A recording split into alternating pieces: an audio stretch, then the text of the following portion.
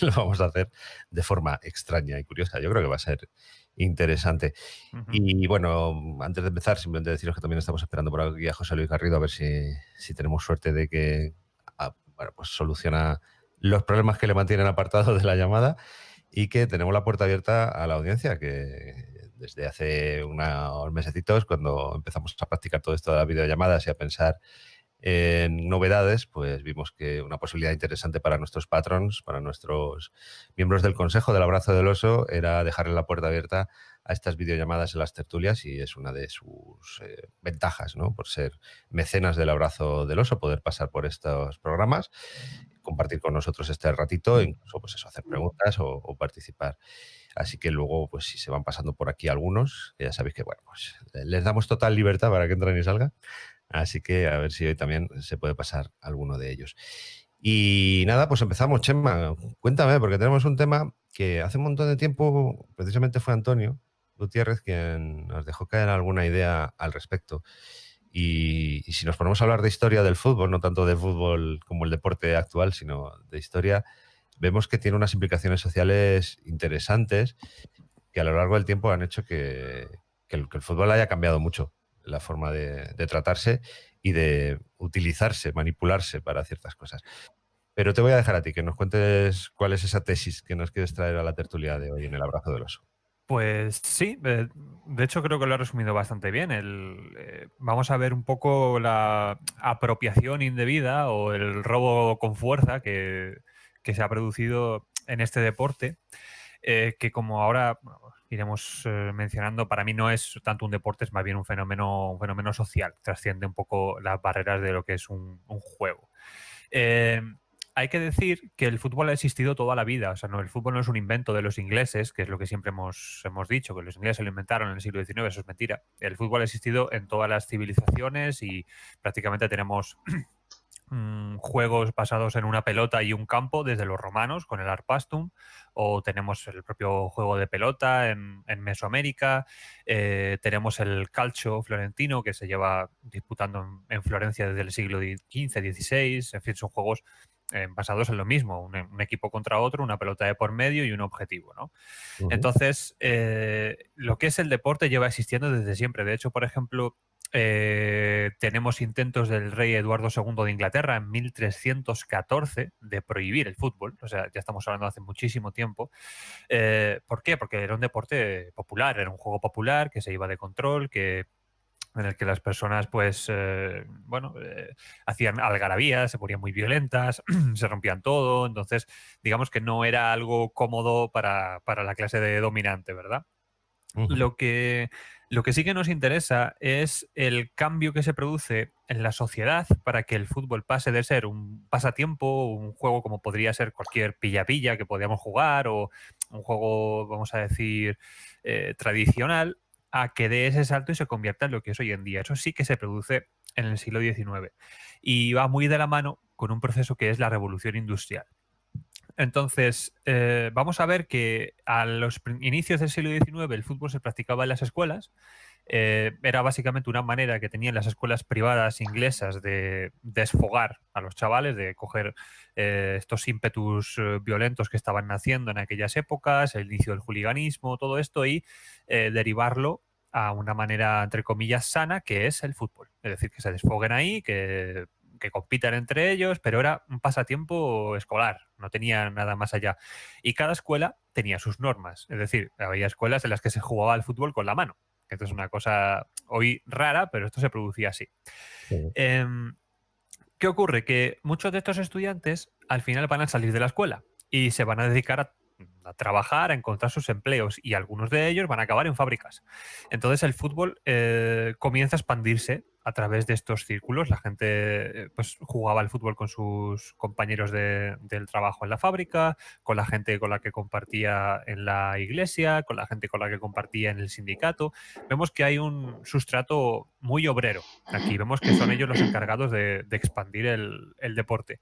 Pero como venía comentando, las reglas son diferentes, entonces se va a dar una circunstancia. Como ya empezaban a haber algunas competiciones, ya empezaba a haber algún tipo intento de que una escuela compitiera contra la otra, una fábrica contra la otra, se dieron cuenta de que necesitaban unas reglas. Este es el paso, coger unas reglas comunes, ¿verdad?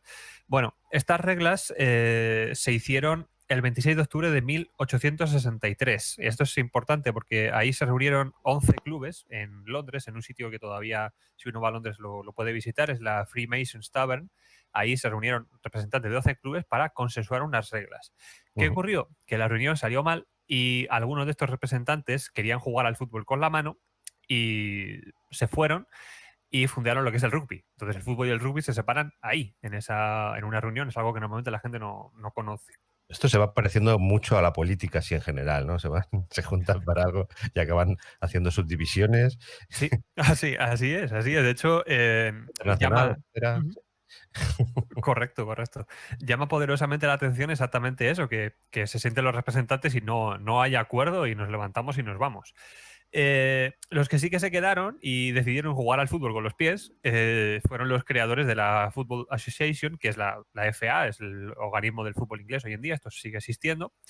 Pero las reglas, pues bueno, eran flexibles, entonces vamos a encontrar partidos en los que pues vaya un equipo de fútbol de 15 o compitan 8 contra 8, dependía de los acuerdos, ¿no? Pero ¿qué es lo interesante de todo esto? Bueno, el fútbol es un deporte barato, sencillo y sobre todo colectivo. Esa es la clave de esto. El fútbol no es tenis, el fútbol no es golf. El fútbol es un deporte colectivo, que depende del colectivo. Se va a expandir como la pólvora y vamos a encontrar el primer rasgo del movimiento obrero. Como hemos visto, esta reunión fue en Londres, fue en el sur y fue entre representantes de clubes de gente bien. Era básicamente aristocracia reunida. Pero el fútbol, donde encuentra su mecha es en el norte de Inglaterra. El norte de Inglaterra es un sitio obrero, es un sitio de fábricas, es un sitio muy industrial.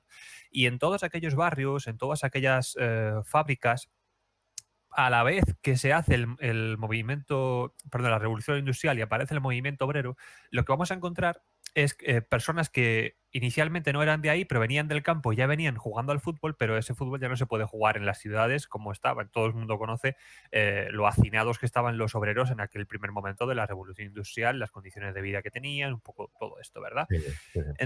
Entonces, básicamente lo que va a ocurrir es que en primer lugar se va a querer acabar con el fútbol porque se montaba literalmente la de Dios cuando se jugaba un partido, y después lo que se va a intentar es que el fútbol sea un juego de la aristocracia. Entonces vamos a ver que los clubes del norte se van a basar en obreros. Son obreros que trabajan semanalmente, que cobran semanalmente, que tienen un día de descanso que es el domingo, por eso hoy en día la competición normalmente se hace los domingos.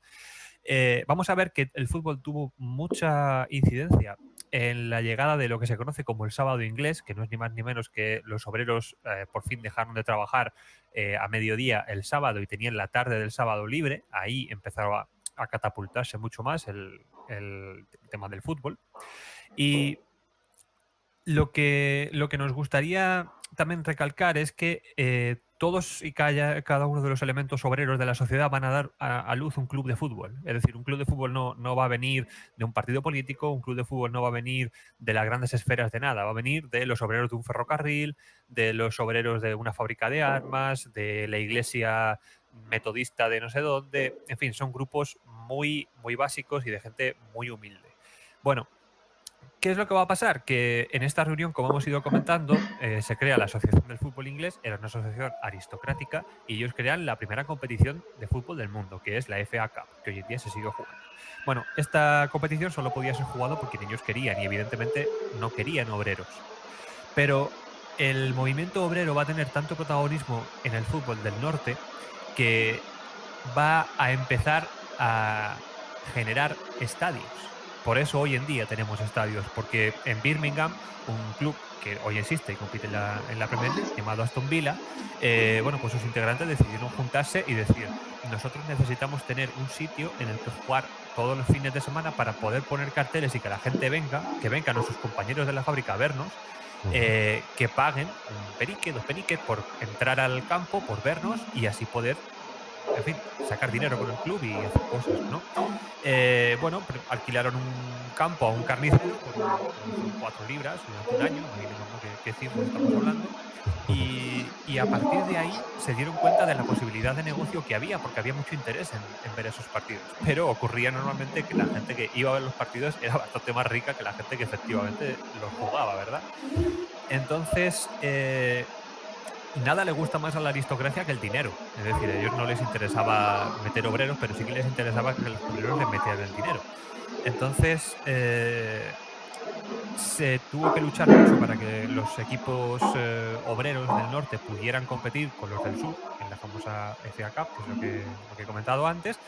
Y al final, como os digo, equipos provenientes de iglesias, de fábricas, de obreros, de sindicatos, acabaron compitiendo contra estos aristócratas del sur y acabaron venciéndolos. En la final de la FA Cup de 1883, el Blackburn, que era un equipo puramente obrero que hoy en día sigue existiendo, logró vencer en la final al Old Etonian, que era un equipo estudiante, aristócrata, y eso fue como un boom para el fútbol, el ver que al revés del fútbol los pobres podían, entre comillas, vencer a los ricos.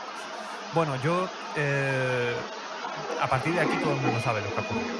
A partir de aquí el fútbol ha ido creciendo como negocio y bueno, los vaivenes pues, lo han ido alejando cada vez más de estos obreros organizados y hemos ido acabando más en lo que estamos hoy en día. Sí que me gustaría dar ejemplos, sí, muy rápidamente, de estos equipos, porque parece que si dices esto, la gente piensa que, bueno, que los tres obreros fundaron un club, pero ese club ya no existe. No. Por ejemplo, podemos hablar rápidamente del PSV Eindhoven, que es el segundo club más grande de Holanda. El PSV Eindhoven fue fundado por los trabajadores de la Philips, de una fábrica de Philips en Eindhoven, Ujú. en el año 1913, y por ese club han pasado grandísimos jugadores como Gullit, Koeman, Van Nistelrooy, Ronaldo Nazario, y tienen una Copa de Europa. Bueno, pues eso está fundado por los trabajadores de una fábrica de Philips. Otro ejemplo es el Bayer Leverkusen, como su nombre indica, fundado por trabajadores de la empresa alemana Bayer, la famosa fabricante de la aspirina. Ujú. Que bueno, no es un club tampoco, no tiene tantos títulos, pero es un club importante. Podemos hablar del Wolfsburgo, que fue fundado en la ciudad de Stadt des KdF Wagen, que fue una ciudad fundada por el Reich alemán de Hitler en el 38 para albergar a los trabajadores de la planta de Volkswagen. Y Mm. entonces estos trabajadores de aquella planta fundaron el Wolfsburgo. Luego Fíjate. también podemos hablar finalmente del Newton Heath Lancashire and Yorkshire Railway, que si decimos eso, a lo No nos mejor suena. no nos suena, pero ese es el club que hoy es el Manchester United, que es un club valorado creo que son 3.000 millones de euros hoy en día, Sí. y estuvo fundado por los trabajadores del carga y descarga y mantenimiento de una compañía ferroviaria. Es decir, más obrero que eso es imposible. En Vamos, fin, ahora, hay ahora no está ninguno allí, claro, por supuesto. no, no, no, no, no, ahora ya no. Ahora estamos en otra película completamente diferente. Sí, básicamente lo que ocurre es que el negocio, la aparición de las tecnologías, todo esto ha ido alejando el fútbol de lo que inicialmente era, que era pues congregaciones de trabajadores en el campo y en la grada, alejando esto de lo que fue en aquellos momentos, y todo esto ha sido culminado por la Unión Europea. Es la Unión Europea la que termina de dar la puntilla al fútbol. Básicamente lo que ocurrió fue que, como todo el mundo sabe, en 1957 se firma el Tratado de Roma. Ujú. Entonces, este tratado establece la libre circulación de los trabajadores entre los países. Bueno, nadie se dio cuenta de este extremo hasta los años 90. En los años 90 hay un caso muy famoso, es el conocido como caso Bosman, en el que Jean-Marc Bosman pues, demanda a la Federación de Fútbol de Bélgica porque se había tumbado su traspaso de un equipo de Bélgica a un equipo de Francia. Jean-Marc Bosman luego jugaba como otro cualquiera del montón, pero su caso sentó un precedente. Entonces, a partir de Bosman, no se pudo discriminar, entre comillas, a los trabajadores del fútbol, a los futbolistas, por su origen, es decir, aunque fueras belga o francés o holandés, para conformar una plantilla. Los trabajadores europeos contaban como nacionales en todos los países. ¿Esto qué hizo? Pues esto se cargó el fútbol, básicamente. A partir de hasta Bosman, hasta la ley Bosman, era muy habitual que la Champions, la máxima competición de clubes del mundo, pues en los 80 pues la ganará un Steaua de Bucarest de Rumanía, o la ganará precisamente el PSV Eindhoven o un Nottingham Forest de la vida, porque tenían buena cantera y trabajaban a los niños, a los gente de ahí. A partir de Bosman entró el dinero. A partir de Bosman a nadie le importaba nada más, la gente ponía el dinero, se han creado super equipos y ahora los únicos que lo ganan son equipos muy ricos. Madrid, Barcelona, Manchester United, en fin, son los que la ganan. Esa es la puntilla, básicamente la puntilla es la dinastía Bosman. Es un poco un tema muy amplio como para verlo así de reducido, pero sí, lo que inició siendo un divertimento de la clase obrera, hoy en día es un lujo de clases bastante más altas y, y sobre todo también habría que romper una lanza en función de ver quiénes son los que lo juegan hoy en día, porque el fútbol, esto es algo que no está del todo demostrado, pero es ciertamente palpable. El fútbol nace de los barrios, el fútbol nace de los pobres. Es decir, si quien quiera demostrarlo puede agarrar en Google y poner Villafiorito. Villafiorito es una ciudad chabolista en lo que hoy es cerca de Buenos Aires. Que ponga, no hay asfalto, no hay agua corriente, es decir, es un sitio realmente terrible. Y Villafiorito es el hogar del más grande futbolista de todos los tiempos, que es Diego Armando Maradona. Y Diego Armando Maradona no hubiera sido Maradona sin ser Villafiorito. Maradona es el hijo de dos trabajadores muy pobres, hermano de un montón de hermanos, no tenían dinero prácticamente ni para comer. Y como ese caso podemos dar un montón. Por eso Sí. hoy en día ocurre que las grandes selecciones del mundo, como por ejemplo Francia o Italia, viven básicamente de inmigrantes e hijos de inmigrantes. Porque el fútbol es así, el fútbol siempre ha sido y será de los pobres, a pesar de que hoy en día los que lo juegan ya no son, ni mucho menos pobres, pero nace de ahí. Sí, sí, sí, hay muchos ejemplos. Lo que pasa es que, claro, o sea, al final se convierte en una especie de ejemplo que utiliza esa clase alta para decir, mira, si podéis pasar de clase, podéis trascenderla. Pero, claro, Mm, ¿cuántos de ellos llegan a salir de esa chabola o de ese barrio para claro. ser esos grandes futbolistas y de repente pues pasan a ser otras personas que viven en un mundo diferente, con coches caros, vendiendo una imagen que no es la del fútbol de antaño? Ujú. Antonio en su día nos habló de, bueno, pues como aquí en España en los años 20, 30, el fútbol además era un lugar para juntarse esos trabajadores, no solo para ver el fútbol, sino también, oye, pues para hablar de sus cosas y, ¿por qué no?, de sus pequeñas revoluciones. Y eso ahora, pues en el fútbol, yo no me imagino a los trabajadores, las trabajadoras, juntándose en la grada del Real Madrid para hablar de los problemas de las relaciones laborales en su trabajo, ¿no, Sí, Antonio? hace ya unos años pues os hablé de un libro de José Mar Báez Pérez de Tudela que se llamaba Fútbol, Cine y Democracia, el nacimiento del ocio de masas en Madrid de 1923 a 1936, pues que hablaba del nacimiento de esa cultura de masas en esos años 20, los años de la dictadura de Primo de Rivera, y que fueron los años en los que, por ejemplo, pues se construyó el Estadio de Chamartín, el estadio del Real Madrid, las Corts, también en Barcelona, por trasladarnos a Barcelona, o se construyó también el Estadio Metropolitano, que fue el estadio pues, donde jugaba el Atlético de Madrid, y eran grandes recintos en los que, bueno, pues estaban preparados pues, para unos aforos de 20.000, 30.000 personas, pues que eran aforos que hasta entonces eran totalmente desconocidos para cualquier espectáculo de ocio.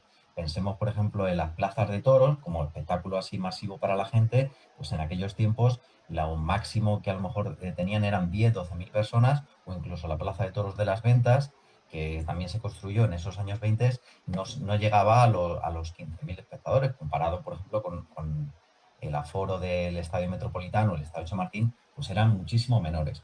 Lo que sí pues cambió la manera de tener el ocio de estas personas en los años 20 era que era un ocio, digamos, más democrático de lo que era hasta entonces. Pensemos, por ejemplo, comparemos el ocio que había aquí en las ciudades, de la gente que en su día libre, los domingos, pues iba al fútbol, que es un ocio de ciudad, porque el trabajador de la fábrica pues libraba un día, pero que no tiene nada que ver con el ocio del campo, que es prácticamente inexistente porque el campo no conoce días libres porque hay que estar todo el día cuidando la ganadería o la agricultura. En la ciudad, el trabajador de la fábrica sí que disponía de ocio cuando salía de las fábricas y disponía, aunque sea, de un día libre que era el domingo y podían ir al estadio de fútbol. Pero este estadio de fútbol tenía una entrada relativamente barata y que era accesible incluso por la gente de extracción humilde y podía juntar a gente con mucho dinero que podía ir a ver el partido con gente que tenía poco dinero. Es un ocio parecido al del cine. Hace pocos días cuando estamos haciendo este programa, hace pocos días que ha muerto Ennio Morricone y echaron Cinema Paradiso, una de las mejores películas con una banda sonora de Ennio Morricone. Bueno, en esa película se veía claramente que en el cine iba gente de clase alta y gente de clase humilde y se juntaban en el mismo espacio. Esto era impensable en un pueblo. Pensemos, por ejemplo, en los pueblos, en los habituales casinos que existían en muchos pueblos, o en los clubs de hombres, casi todos, en los que iba gente de clase alta pues a tomarse una copa, y la gente de clase humilde no podía acceder a estos casinos. Sin embargo, a un estadio de fútbol o a una sala de cine sí que podían ir, a lo mejor tenían entradas diferentes, pues uno iba a la grada, otro a lo mejor tenía que irse al segundo anfiteatro de pie, pero sí que podían acceder al mismo espacio gente muy humilde con gente de clase alta. Y al final, pues esa unión de clases fomentaba relaciones. Pues a lo mejor estaba sentado al lado pues del dueño de una tienda con el empleado, porque iban al mismo estadio y tenían la misma afición, que era una afición compartida, una afición y una pasión común. Y esto se desarrolló en el fútbol. Hay que decir, por ejemplo, en esto de que como como hablabais antes, el fútbol, al final, quien se lleva el dinero son los dueños de los clubes. Y bueno, ya habéis hablado de que ahora pues, son solamente los grandes clubes los que generan dinero. En aquellos tiempos, en los años 20, los clubes que más dinero tenían fueron los que fueron capaces de construir un estadio para sí mismos. Os pongo un ejemplo. En los años 20, os he dicho que se construyó el Estadio Chamartín para el Real Madrid y el Estadio del Wanda Metropolitano, que utilizaba el Atlético de Madrid. ¿Qué diferencia había? Pues que el Real Madrid construyó el Estadio Chamartín, se invirtió y construyeron un estadio, y por lo tanto ese dinero de las entradas se reinvertía en el propio club, que les servía pues, para fichar a otros jugadores. El Atlético de Madrid utilizaba el Wanda Metropolitano, lo tenía que alquilar. Bueno, el ¿Por Wanda qué? todavía no, ¿eh? Wanda todavía era un Uy, poquito. perdón, sí, el Wanda después, perdón, el Estadio Metropolitano, Metropolitano antiguo, que estaba por Cuatro Caminos. Sí. Este estadio metropolitano fue construido por la Sociedad de Metro de Madrid. Ujú. La Sociedad de Metro de Madrid, que por cierto, pues fue uno de los socios mayoritarios, era el rey Alfonso XIII, que luego seguramente hablaremos de reyes y trenes. Pues el rey Alfonso XIII ya invirtió en aquellos tiempos 1 millón de pesetas de la época para que el metro saliera adelante.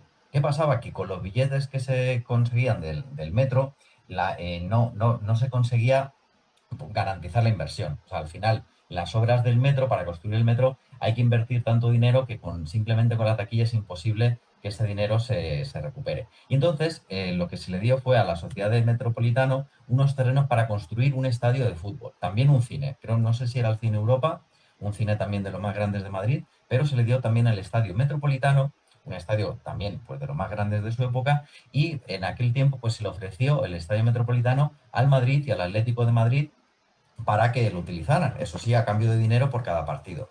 El Real Madrid construyó su propio estadio y, sin embargo, el Athletic utilizó el Estadio Metropolitano. ¿Qué pasaba? Pues que al final, pues el dinero que sacaba de las entradas, que era la fuente de ingresos que existía en aquella época, pues se iba casi todo en el arrendamiento del estadio. Y por eso el Atlético de Madrid pues no alcanzó su etapa más gloriosa hasta que construyó el estadio, el que luego se llamó el Estadio Calderón, que hace pocos días se acaba de derruir por completo, y que fue ya en los años 60, cuando el Atlético de Madrid pues, se convirtió en uno de los equipos importantes. Sin embargo, el Real Madrid, pues sí que en aquella época pues, ya tenía dinero pues, para fichar, por ejemplo, a Ricardo Zamora en los años 30, uno de los mejores jugadores de la época, porque ya tenía dinero que conseguía del estadio. Ujú. Pero lo que sí que hacían es que en estos estadios, pues al final se juntaba la gente, pues como comentamos, como igual que en los cines. Yo, por ejemplo, recuerdo a mi abuelo pues que era muy de izquierdas, y iba al estadio del Real Madrid, que se considera el club de derechas. Sí. Y allí pues con la gente, pues se juntaba con la gente, a lo mejor gente que era de su ideología política, pero gente que no, porque al final era un nexo de unión. También hay que recordar que en estos años 20, cuando empieza lo del fútbol y empieza a convertirse en un espectáculo de masas, también coincide con el nacimiento de la radio. La Radio Madrid, la semilla de la cadena SER, nace a mediados también de los años 20, y este espectáculo del fútbol empieza a ser radiado y empieza a ser difundido también por la radio. Entonces la gente que estaba en sus casas, que a lo mejor bueno, podía ir al fútbol o lo que sea, pues podía empezar a seguir este espectáculo por la radio, y empezó también a generar muchísima afición. Pero sí que los estadios de fútbol se convierten pues en un punto de unión donde la gente, pues eso, iba de todas las clases sociales, no solo en el propio estadio, sino también en el camino al estadio. En el camino, por ejemplo, yo vivía en el barrio de Orcasitas y cuando iba al fútbol con mi abuelo, al Bernabéu, pues teníamos que coger el metro, luego, bueno, teníamos que coger el autobús, luego cogíamos el 27, cogíamos el metro hasta arriba de gente, tenías que esperar 2 o 3 vagones, pero al final te juntabas con la gente y ya te veías, tú veías en el vagón de metro, pues veías a alguien con la bufanda y dices, joder, este es de los míos. Este es de los míos por ser seguidor de un equipo de fútbol, sin tener a lo mejor que ver ni de ideología política, ni de clase social. No, pues a lo mejor era alguien pues, de ideología totalmente distinta, que está a lo mejor en un colegio, pues yo qué sé, que no tenía nada que ver con el colegio al que iba yo, pero tú le veías y decías, este es de los míos porque era del equipo de fútbol. Y al final sí que se tenía esa relación. Y Sí, por sí. esa parte sí que creo que el fútbol, como gran espectáculo de masas, pues servía pues para unir a gente que a lo mejor en otros aspectos pues era totalmente diferente. Hoy en día, pues yo trabajo como técnico de sonido y voy a los estadios. Uno de mis trabajos es ir a los estadios a hacer técnico de sonido de los partidos de fútbol. No os cuento para los que sí que somos un poco seguidores del fútbol, lo que es ir a un estadio de fútbol vacío, como es ahora. O sea, Sí. o sea, todo lo que era de espectáculo, sin el público, el fútbol pierde ese espectáculo. O sea, es verdaderamente, eso sí que va a destruir el fútbol, que es el que Sí. no haya público en los estadios. Os lo digo de verdad, o sea, es una sensación o sea, todo el espectáculo con la gente enfervorizada, con los cánticos del público, al perderse eso, el fútbol pierde su concepción. O sea, pues es Sí, pero bueno, como ver un partido de entrenamiento, como claro. ir a un entrenamiento y ves ahí pues eso, a los 22 jugadores, la gente que está ahí en las gradas, que son pues casi todos los compañeros de los equipos que están ahí en los banquillos, y se pierde totalmente ese sentido del espectáculo. Pero pandemias Eso es, aparte, Antonio, lo que es el fútbol